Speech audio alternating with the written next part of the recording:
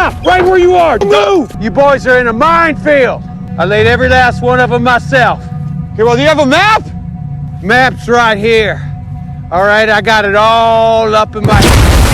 The two brothers were scared out of their wits. In that split second, the older brother realized his leg had been hit by shrapnel.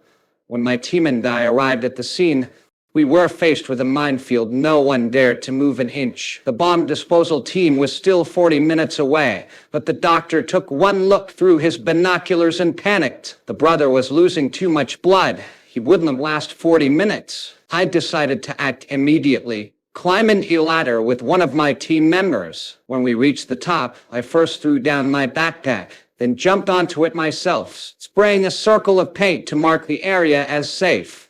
We inched forward like that, and just as I was one step away from the boy, the team below suddenly panicked, thinking something had happened to me. But when the smoke cleared, there I was, perfectly fine. We quickly reached the older brother and discovered the shrapnel had nicked his femoral artery.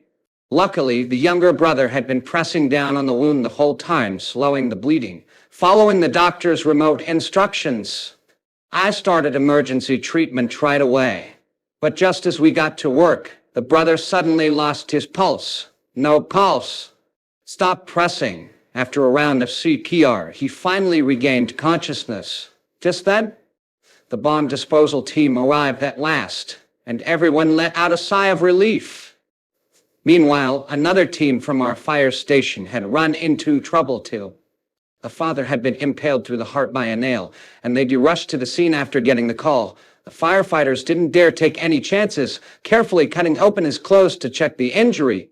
But things suddenly took a turn for the worse. His heartbeat became unstable. His jugular veins started swelling, and there was likely fluid building up around his heart. If they didn't drain the fluid soon, he could die at any moment. Paramedics quickly loaded him into the ambulance, thinking that would keep him safe. But on the way to the hospital, his heart suddenly stopped. They immediately put an oxygen mask on him, and as soon as they started chest compressions, blood suddenly sprayed from the wound. The top priority now was to get his heart beating again, even with blood still gushing out. The team had no choice but to keep pressing down. After a tense rescue effort, his heart finally started beating again. When the ambulance arrived at the hospital, my teammates were shocked when they opened the door.